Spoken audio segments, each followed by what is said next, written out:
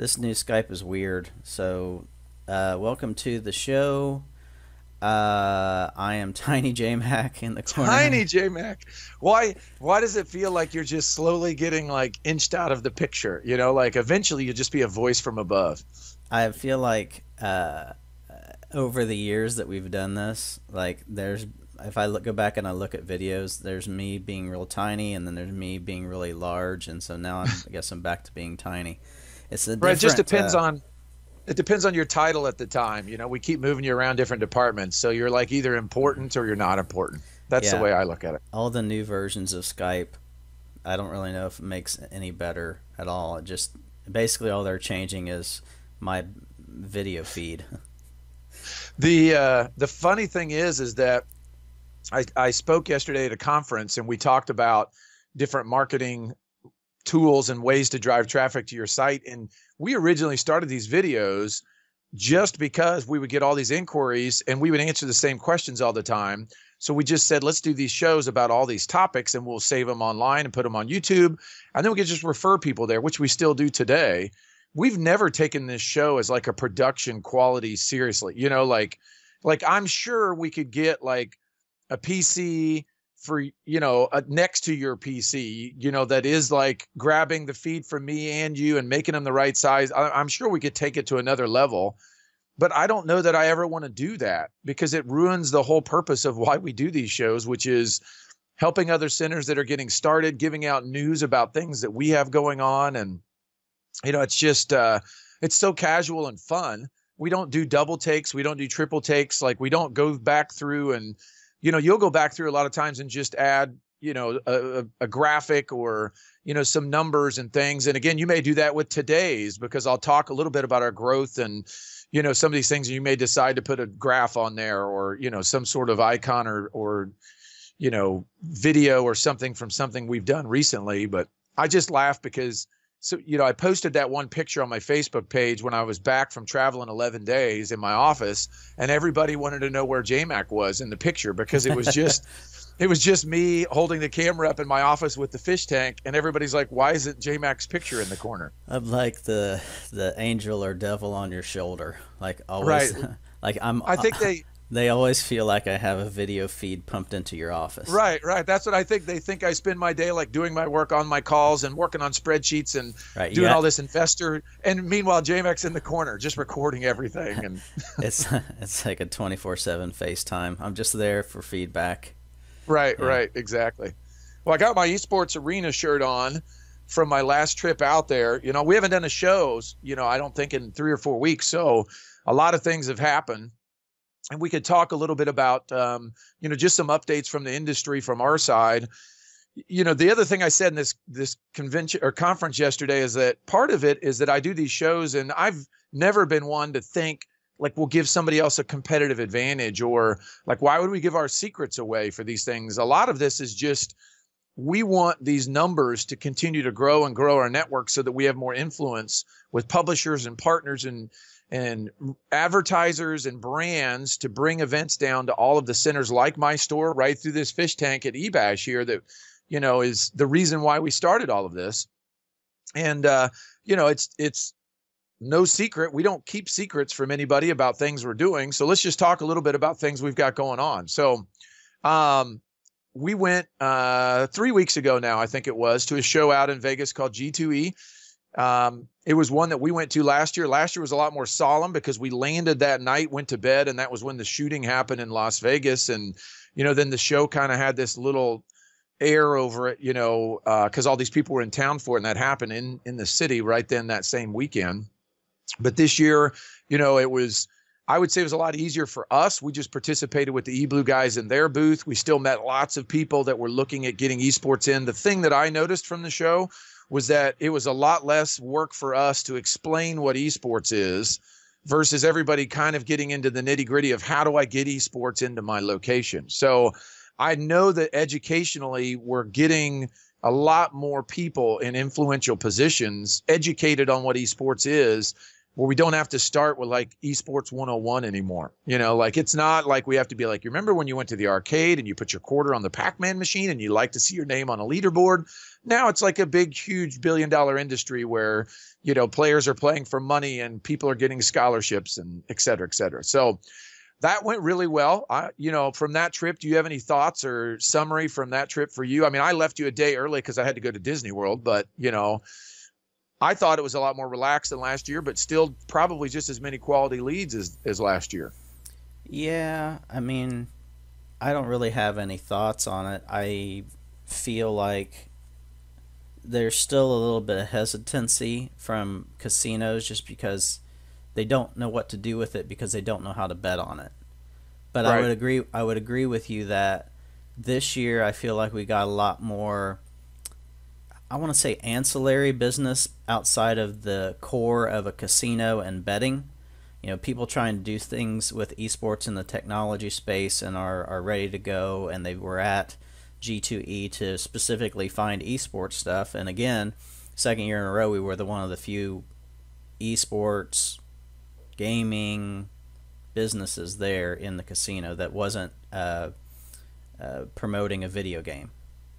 Yeah, I think too, as you say that, a lot of them come in and they want to use their like auditoriums to host tournaments. Like that's a lot of their thought is like, oh, I've seen these places that sell 500 tickets or 1,000 tickets. I want to do that. And we have to then kind of explain to them, you know, it's not really one of those things that, you know, it's just you just pop up and fill your auditorium up with people paying to watch someone. It's a lot more expensive than you think it is to bring in professional teams that would warrant somebody buying a ticket to view one of these, you know, esports tournaments. So, you know, I thought we came away from that one, you know, with a really positive outlook on from year to year, the change and, you know, just the acceptance of our industry and what we're doing and the ability maybe for us to reach out to a lot of other industries besides casinos. Because we had a lot of people come to us, I felt like we talked to that, yeah, we might have a casino, but we're really here to add other entertainment options for families and resort folks that are staying with us for the weekend that maybe aren't gamblers and aren't betting. You know, so that was exciting as well. So our travel schedule right now, like for example, we've got 2 guys out in New York for the big center we've been working on there that is close to being ready to go. Probably the most exciting thing over the past couple of weeks is a couple trips I've had out there as we talk to folks from Rock Nation. And it's an interesting way some of these things fall where, you know, we're working with NYXL and the Overwatch team out there to build a pop-up experience for the holidays. And we've got Helix opening up in right outside of the Lincoln Tunnel in New Jersey, but literally it's 8 minutes from downtown Manhattan. So we call that our New York location because it is probably a better location than actually being in New York because it's easy to get to from New Jersey or New York. It has 220 parking spots. It has a big event hall. You know, so we're talking with Rock Nation, and it's funny how these things just circle around and come back around from people we've met before. But it's also a surreal experience, you know, like going to those meetings and going to a 38th, 39th floor of these buildings in downtown New York and sitting in meetings with, you know, folks that have a lot of influence in other industries that are looking to get into esports, and how can their music artists and their athletes that they represent as part of their talent management system and some of their reach in the Middle East and Africa and other countries and where they can bring esports. And, you know, it's just a really, really exciting, cool time to have these discussions with different partners. And so our 2 guys are out there setting up right now with their team, getting ready to open a test weekend this weekend. They'll be fully open in the next couple of weeks. They signed a deal with HP Omen, which is kind of interesting because, you know, we're all looking to do deals with either iBuyPower or Origin PC or CyberPower or Alienware or Dell's gaming line. And now HP Omen has been, you know, really aggressive at pursuing the grassroots side of esports, which is where we feel like we're at. You know, we're at the ground floor of a lot of these things and physical locations in universities and esports centers and in family entertainment centers. And how do we engage those players? And so it's like all of these new things are starting up all at the same time, which is just, it's crazy. And then obviously, you know, we were going to talk about this later in our outline, but I just will touch on this, like upcoming events. Or a couple other guys then fly out to back to New York to work on the NYXL install next weekend. And then that'll open up, and it'll be really exciting for people in the New York area to be able to see their Overwatch players, meet and greets. A lot of times they'll be able to play there in the arena, buy swag from the team official licensed apparel. And they've got a couple announcements coming up for some really cool partnerships on apparel and things that I think they'll talk about. But and then we've got the Toronto locations finally got their fiber installed that we've been working on for like 6 months. So a couple guys will then head up to that install. And then you and I and Dustin are heading down to IAAPA. And again, anybody that watches the show or they're in the Orlando area, we're going to try to connect with you and meet up down there in Orlando. We'll be there you and Dustin will be there for, I think, 7 or 8 days. I'll be there for 4 or 5 days. Mark and William are coming out. It's a big show for us. And I can't wait to talk about, and we'll do a show right after IAAPA before Thanksgiving. I promise you we'll do that because I want to get pictures of this design that they've got for these desks. And I'll just describe it a little bit because we went over this week to set up the booth a little bit for IAAPA, but our partners at Creative Works are creating a solution for family entertainment centers, LBEs, location-based entertainment centers, casinos, whoever wants to drop in this. I'm going to call it a giant desk. It is this giant, long, set that holds 12 stations or 10 stations. They have 2 versions, and that's it. You can't buy individual seats. It's like this big drop-in module that has one big long counter. The screens are mounted to an adjustable bar right in front of the player. The wires are all hidden everywhere. The PCs are actually down hidden underneath, with, out of sight and out of mind. It has this big structure out of the top where you can drop in the electrical and the internet or the network wire. It's so clean and impressive looking. It has a full RGB light system built into it. So one side of the table can be red, the other side can be blue, or this half of the table can be red and this half can be blue.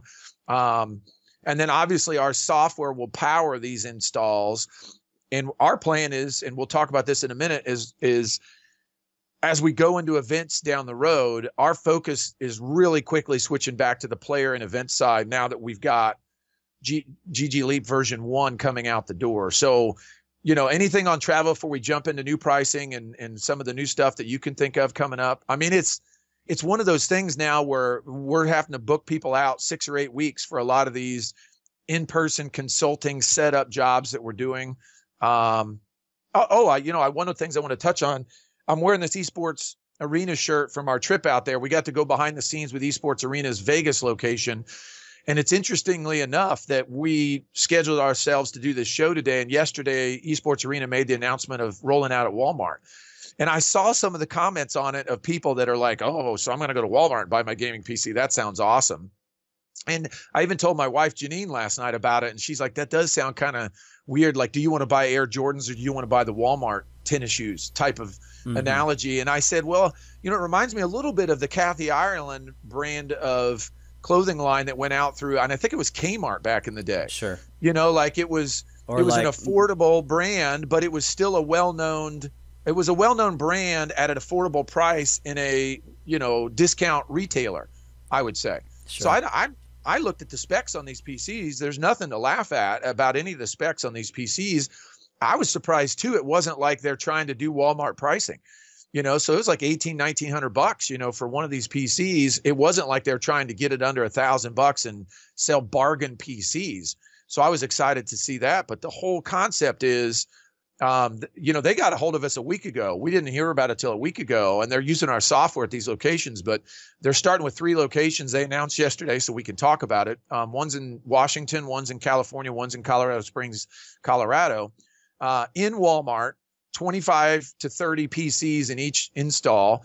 And they're just going to do their normal activations like they do at their California store. So there'll be Smash tournaments, fighting game tournaments, stuff every weekend. They're working to connect all of those locations together to do events, which is why I'm sure we're getting involved with them. And they have 5 planned. So these 3 are the first. I don't know where the next 2 will be. And I'm sure they'll be watching those over the holiday season and making plans. I mean, if anybody could roll out a big national footprint, it would be a partner with somebody like Walmart. because if you've been in a super Walmart, the front of those stores, even in the main store area, they're open 24 hours a day. They have plenty of room. They have plenty of square footage. They're in convenient locations. They're easy to get to. They're safe. Everybody would feel like a Walmart is a nice, safe, well-lit location to go to versus an esports location in, some back alley that's really dark where you want to hold a tournament. So I feel really great about it. I feel really great about where I see things in the industry going right now. So any thoughts on any of that? I know I just flew through that really quickly, but I don't know if you said it, but the brand is called Overpowered. Mm-hmm. And I think the logo has like an esports head-to-head, doesn't it? Like it's the Esports Arena logo. It's just the aesthetic is different. It's actually that shape is the O, and Overpowered is with the faces. Right. Hexagon, is that what that is? 6 sides? No. Septagon? Is that what? I don't know. Come on, where's your geometry? I think hexagon skills? Is right. Okay. I'm really excited to see the Creative Works thing too, and I'm excited to see the reaction at IAAPA when we start talking to these family entertainment chain folks that want to pop esports into their locations but don't know how to go about it. So I'm excited to see what the reaction will be. Yeah, and I don't know what the price will be. I know what the tentative price is, and I feel fine to share that now. I mean, this is the purpose of their package is a full drop-in. They show up with a truck, and their people show up and install the whole thing. So I'm excited about it because, again, I've said this for the last year or two, business folks are getting involved with esports arenas. It's not just people like us that 14 years ago when we opened eBash, we had to figure everything out. And you had to be really technically minded and make all these Band-Aids. And, like there wasn't a way to, like you went to Lowe's and built a counter and you bought chairs one by one and you figured out how to wire everything. This group will sell this bundle. And, they're toying around with a $130,000 price tag for a 20 station bundle.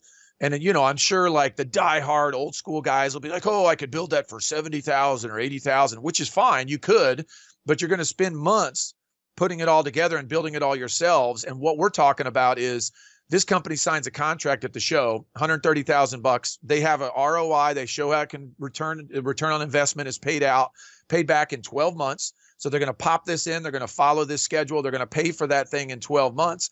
And it's going to drive people to their entertainment center who are going to buy more food, drink more drinks, play their other activities that are there.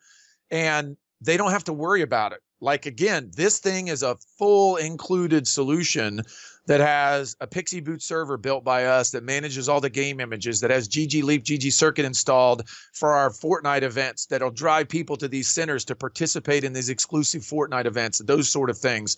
It'll have their guys coming out and wiring everything, electrical and networking. The chairs come in, the desks come in. It's all set up and ready to go, and it takes them 3 days. So literally the stuff shows up. 3 days later after construction, maybe a Monday to a Thursday, they open it up for the weekend and they've got an esports offering to book birthday parties, to run private events or whatever they want to run.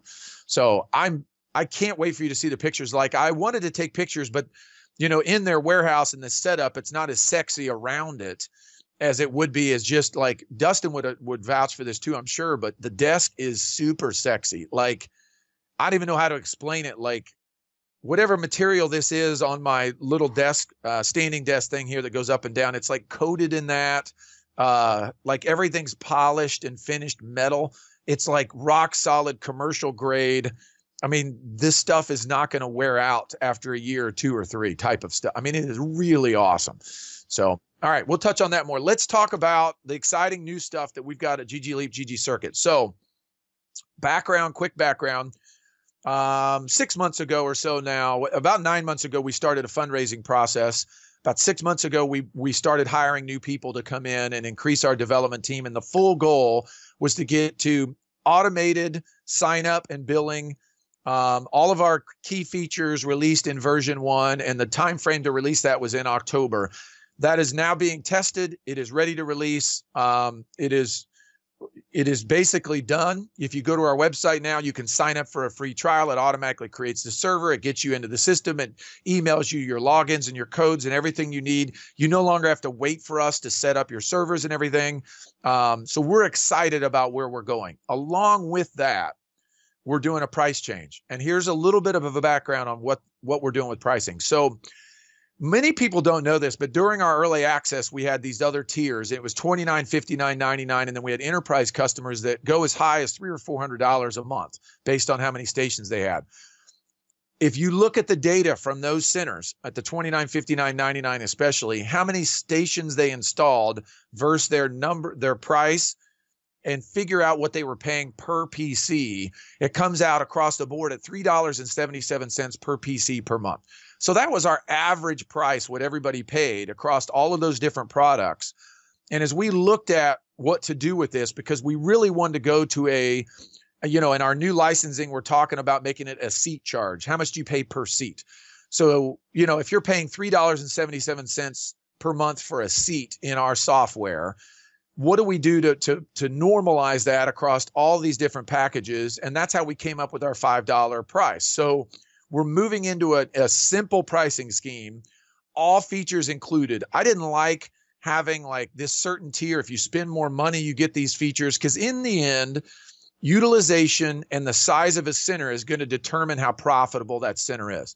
So if you put in 5 stations, you're going to be capped at how much money you can make.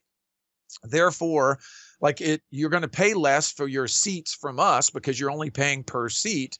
Whereas the guy that has, or gal that has 500 seats, they're going to make a lot more money from those seats because they have so much more capacity, and their utilization, rates might be lower or higher, but that's how much their cap is for how much money they can make. Same thing for us is we have a cost to deliver this per seat. So we run everything in the cloud. Like, what we provide for everybody is this unique solution that nobody else in the industry has the guts to do, is that we say we're going to take the burden of maintaining all of these servers for you so that business owners can take care of running their business. I don't want them to worry about having a server in-house that's running all of this stuff. And because we have everything in the cloud, it opens our whole group up to opportunities like what we're doing with Fortnite that nobody else can do in the industry as well. So $5 a PC a month is our price. You can just go to the website. You can sign up for a 7-day trial. Depending on how many seats you have or that you want to have, that's how much we'll charge you per month. I'm excited about it for 2 or 3 different reasons. Number one, I think we'll be able to service our customers faster now. So especially customers that are adding their second, their third, their fourth location, they don't really need a lot of upfront help anyway. They just want a way to come in and add 10 stations, add 15 stations or whatever. It's just as simple. Log into the dashboard, select how many new stations you want to add. It prorates those to your next billing cycle, and then you're on the new plan moving forward.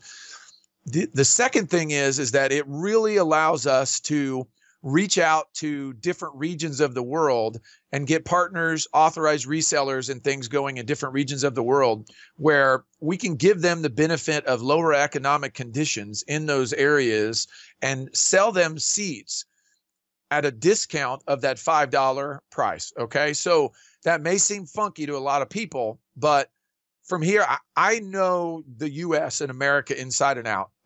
This is where I live. This is where I breathe. This is every day I'm in the numbers, and I know what is the right rate a center should pay for these. Not too high, not too low. And $5 is the number. I feel great about that.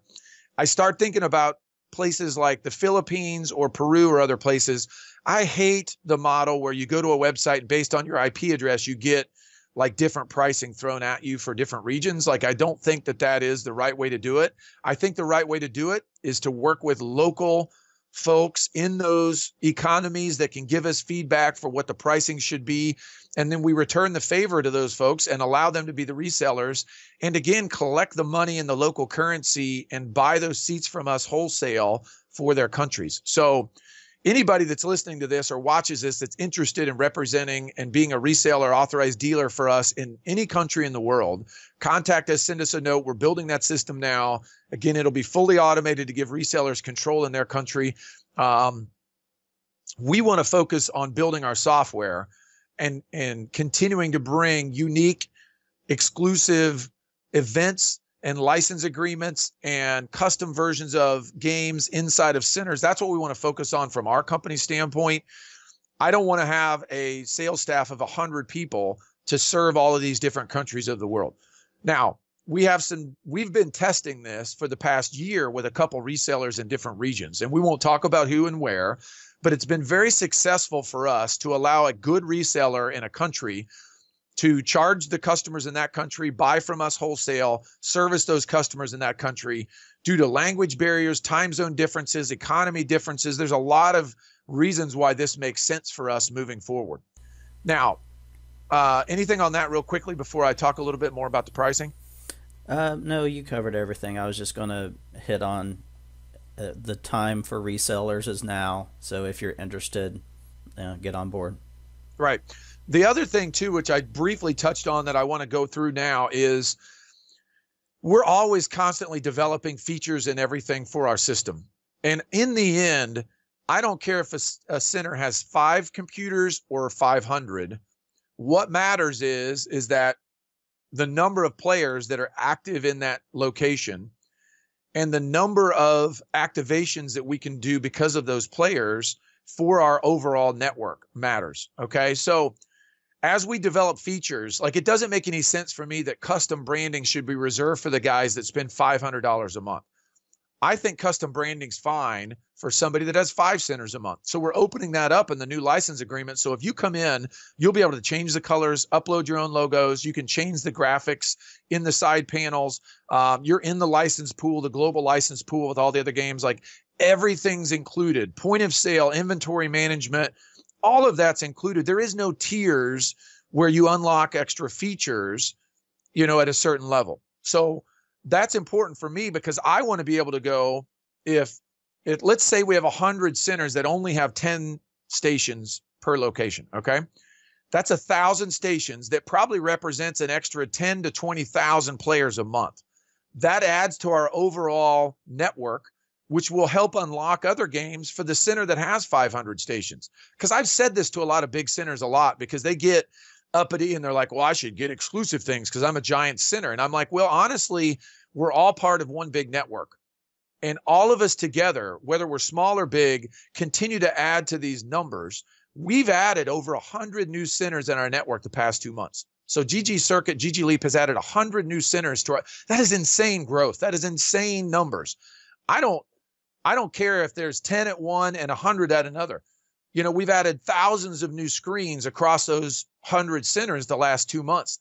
We've added tens of thousands of new active players in our system the past 2 months. In fact, those things are what Epic and Fortnite care about. Those are things that Activision and Blizzard care about. Those are things that Red Bull cares about. Those are things that Riot and League of Legends care about. Those are things that we all care about as an individual store owner here in Terre Haute, Indiana.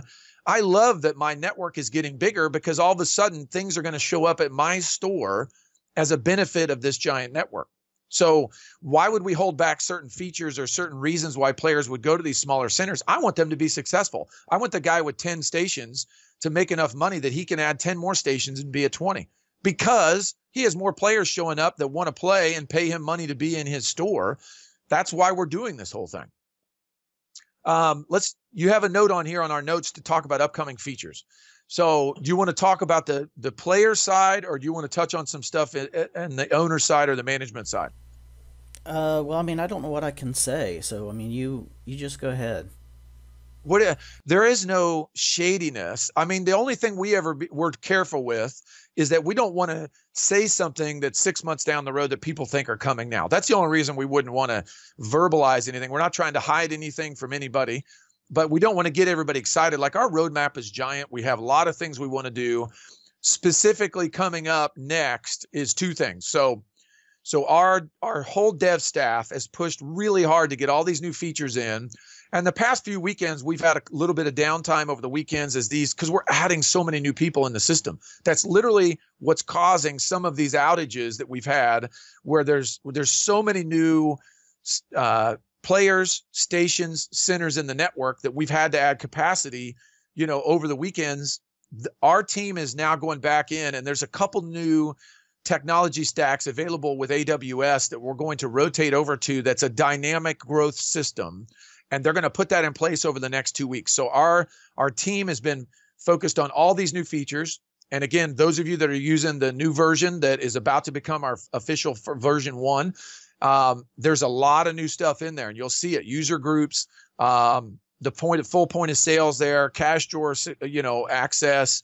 Players can now buy stuff in the client itself, and the orders go. You can now do credit balances. They can order stuff and pay later. There's a lot of new stuff that's in there. Receipt printers, barcode scanners. Right.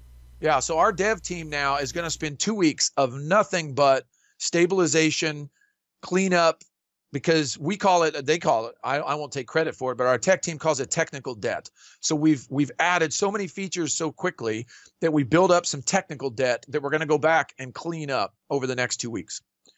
The purpose of that is to get us ready, because we're going to move into a massive growth stage on the player feature side and event side. So a lot of people have been waiting on this, and this is who we are. Just to be candid about who we are, ggCircuit started in 2008 trying to bring centers together to run events that we can't run by ourselves. That's who we started as. In 2013, we started building software to automate the event system and to create the coin system and to create this leaderboards and competition system that runs 24/7. We're going to come back to that now. We took a break to build ggLeap because we found ourselves stuck putting events in front of players because we didn't have control over the management system. And also because all the management systems that were out there were built in the infancy of this industry, and everything needed to be cloud-based. So we've hit this giant milestone, and we're now focusing back on the players. So there will be divisions of our development and our UI, UX, and our management teams, project management teams, that are focused on specific areas around adding new games to the system, new custom events in the system, new UI experiences in the client to help direct the players better to some of these events and to show them how the coins work and to show them why they would want to participate in these things. It's something that you and I have been frustrated with over 3 years of growth, that we've just had to tell people, hey, CSGO stats will be added soon. PUBG stats will be added soon. I feel like we've said that for forever. And we got to the point where, like, it should be in the next 3 months to saying it should be in the next 6 months to saying, well, it should be next year. The time is now. Like, we recognize that. And again, I don't know if centers know this, but let's all be frank about our value of our business. The value of our businesses is not the computers in it. It's not the number of games we have. It's not the location that we're in. It's not the food and snacks that we offer. Those are all reasons why we get to the core value of our business. The value of our business, folks, is the players that walk through our door every day. And the increasing those number of players, not just because the money they spend to play in our store, but the value of those players in our network is what's going to be the make or break point for our whole industry. Because that's what everybody cares about in making things enabled for us that they can't do at home. Like, specifically with Epic and Fortnite, like, they want to drive people to locations to interact in a community together physically in person. They can't do that at a pop-up event at TwitchCon. They can only get so many people there where they can meet and greet and really make that experience. They can stream that online to the people at home and try to make them feel like they're there. But how do they make people in Terre Haute, Indiana that play Fortnite feel a better sense of community with their local players? They need a venue to do that at. And they can't do it at a venue that can't prove itself to support a certain number of players. Or it takes a huge investment to do a pop-up.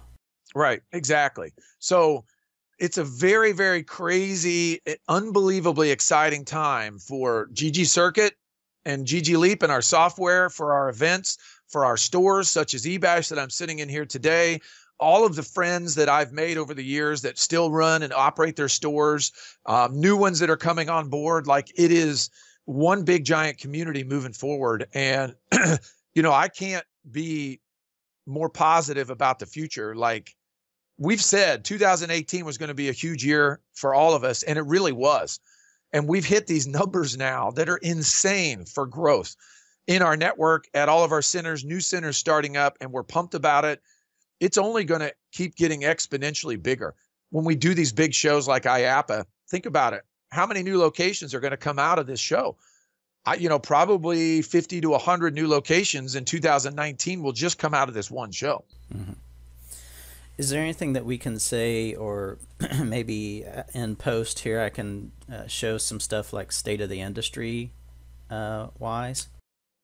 Yeah, I mean, obviously none of our stuff's a secret, let me be frank, okay? And I've said this in investor meetings, like a lot of these big partners we're talking to are looking at doing investment in ggCircuit, and it has nothing to do with us individually trying to build up our value inside the company. It's all based on their investment to us to reach new industry and new locations. So I'll give you an example of like HTC. So we're in talks with HTC to add Viveport support inside of ggCircuit, ggLeap.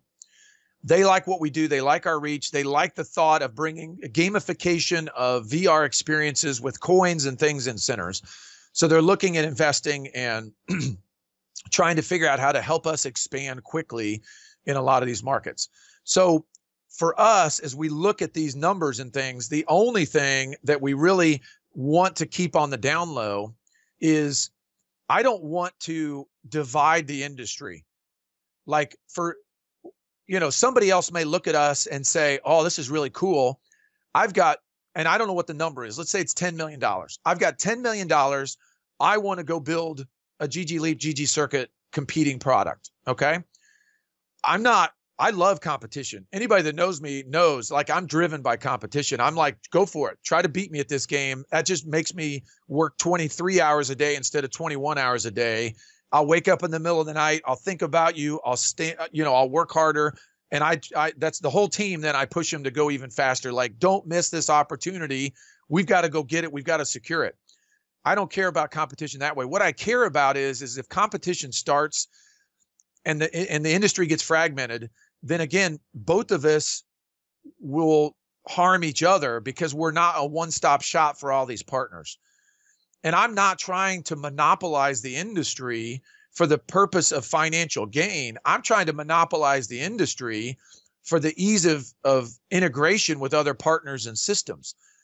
You follow me? So, there's like with HTC, they would love to have a push-pull system within ours with an API back and forth between the two systems so they can see how many players are playing VR-enabled games at different locations so they know how to drive more content and more players to the ones that aren't getting it.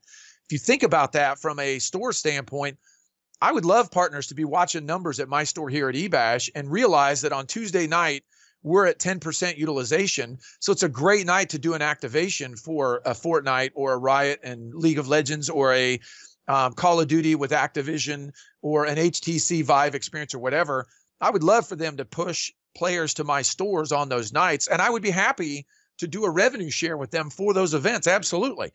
Because right now, on a Tuesday night, my little store here could do between $200 and $500. It's nothing to write home about on a Tuesday or Wednesday, Thursday night. Those are our slow nights. But if all of a sudden HTC has 3 products out there, ggLeap, ggCircuit, 2 or 3 other startups, that maybe do the same things that we do. It's not about features and things. It's about, hey, maybe they're going to them and trying to sell them on the same partnership. These big companies are not going to work with 3 or 4 or 5 different places. They're only going to work with one. And my push with all of this investment and high growth is that I want to be the only ones that provide this so that we can provide the best experience for our partners and our players, and in between the centers just reap the benefit. So that's the only reason I don't share stuff a lot of times is like, not that I want somebody else to do it. My biggest fear in this, we've said, is like somebody like Microsoft, big, they would say, this is a really cool idea to build the operating system that runs all of these esports centers. I'm going to go do that. And then they immediately, with their name and brand and power, immediately pull half of the centers one direction and half of them are with us. And all of a sudden now we've got a Microsoft system and maybe Sony works with us because they're competing. I don't want to work individually with any brand. And I've told HTC that. I'm like, we're not going to do exclusive anything with HTC if it doesn't also support Oculus. It doesn't do us any good to go exclusive with anybody. We've told that to every publisher. There is zero chance that Valve could come to us and say, we're going to do this huge thing with you with Dota, but then you can't do anything with Heroes of the Storm or with League of Legends.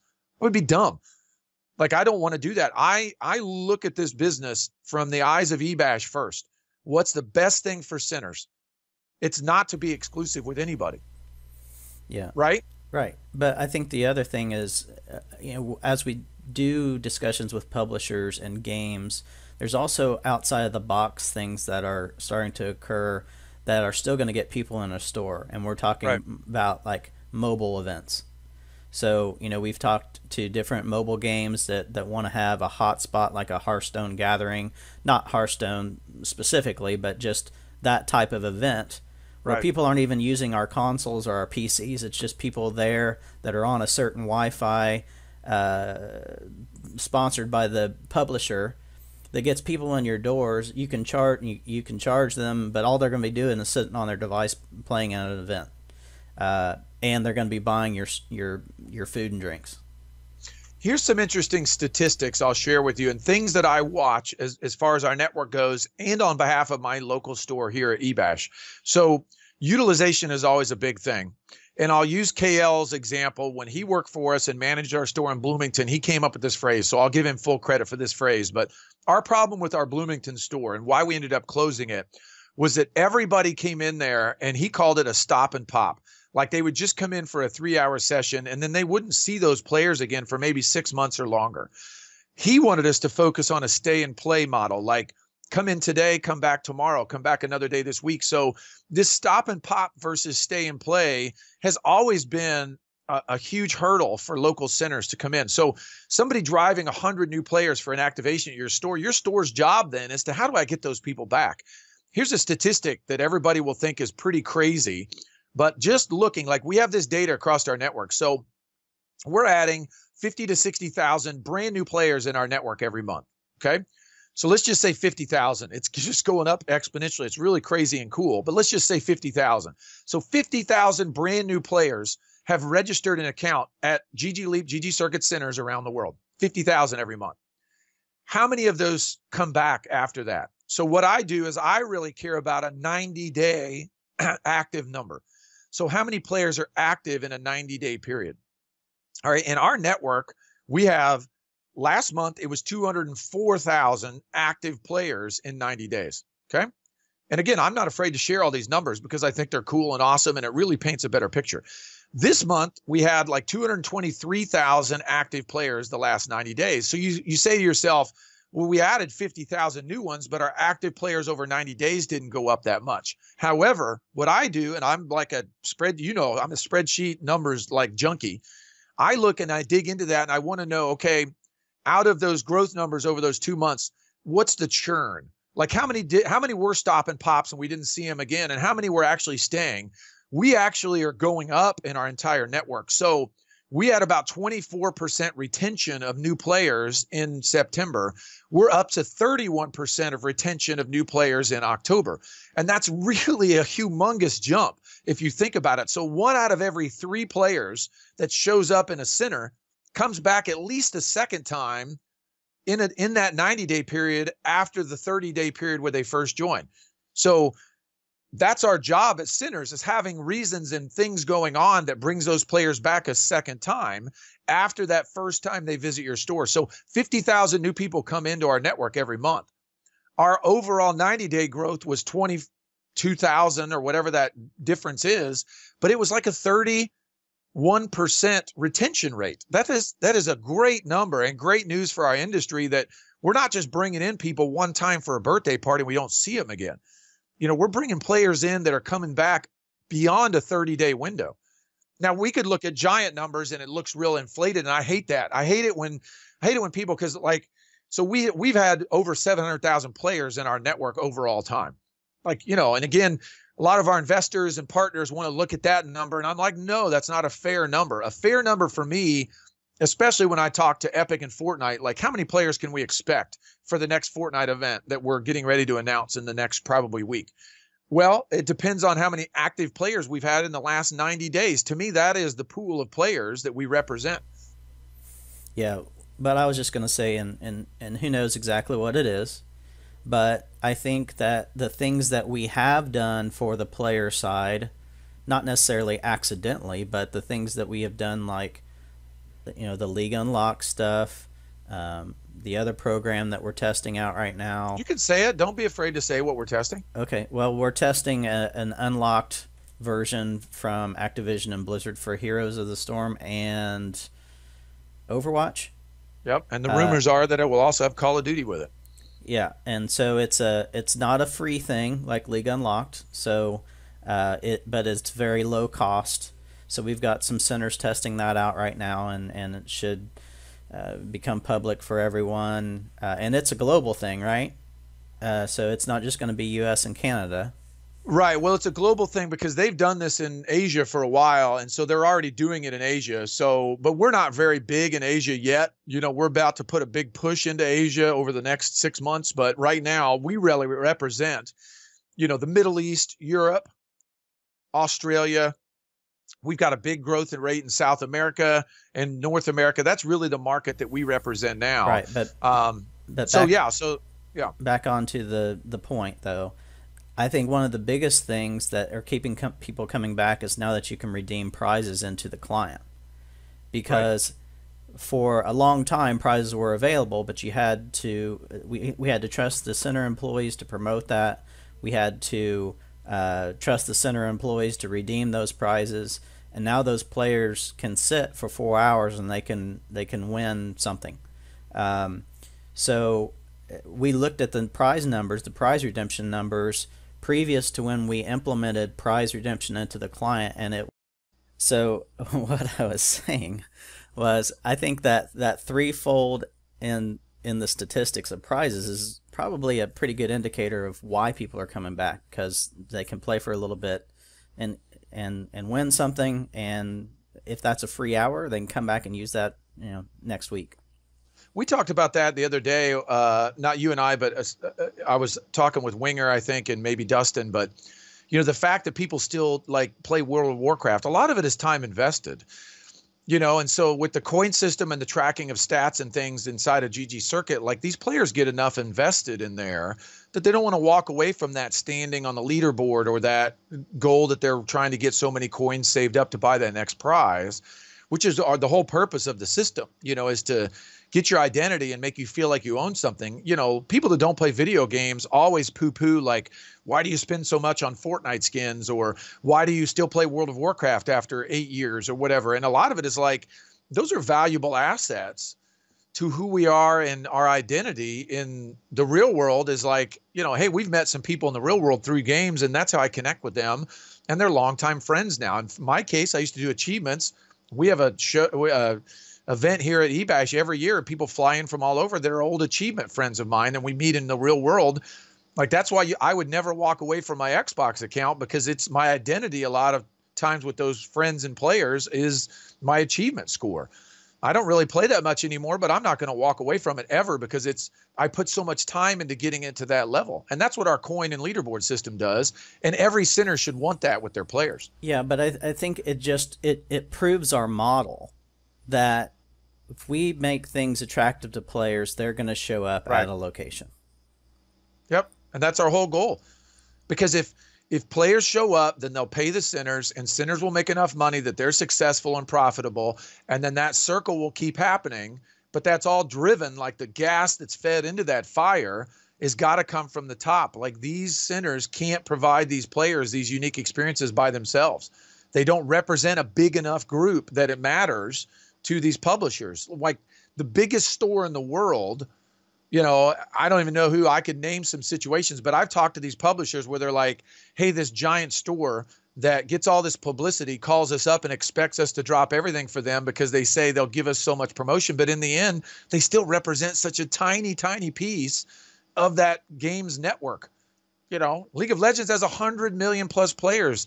Fortnite has, I don't even know what they haven't said their number recently, but it's insane. I mean, they have like 90 million players on mobile or something crazy. You know, like, they're probably 300 or 400 million players on Fortnite. Like, they don't care about 10,000 players at your store. If you had that many, none of us do, but if you had 10,000 players every month at your store, it doesn't really matter to them. So anyway, so obviously covered a ton of stuff today. We didn't really do any like LAN center startup things. You know, one thing that you're working on, which I think is a real key to this, is that we still get a gazillion people that call and want to get help starting up. And we've done all these videos, and we've said to ourselves, we'll go back and we'll splice together those videos, because we answer a lot of questions for people in the videos, but it's over the course of 50 plus videos over the past 4 years. So we still want to help these people.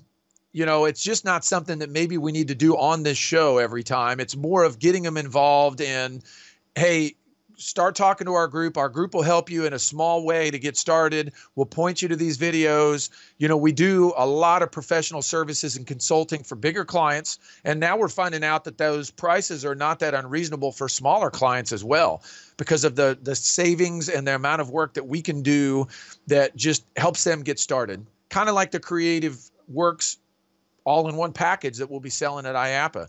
There's a value to that. Just, hey, $130,000, and boom, after 3 days, I have a working and operating esports offering in my building.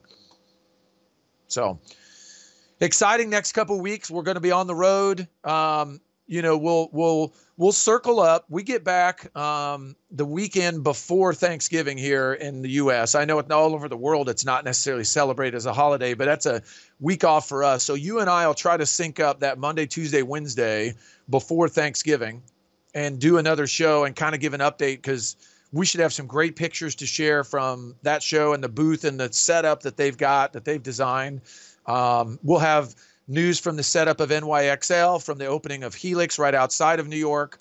The Toronto store will be open. We'll have a lot more news to share at that. So we'll focus on that being our next show, which is about 2 weeks from now, right? I think. Yep. Maybe we should do some impromptu phone videos or something while we're there. And in case we have any big announcements that we have to get out. We'll have a big announcement soon. All right. All right, buddy. All right. See ya. Thanks. See ya.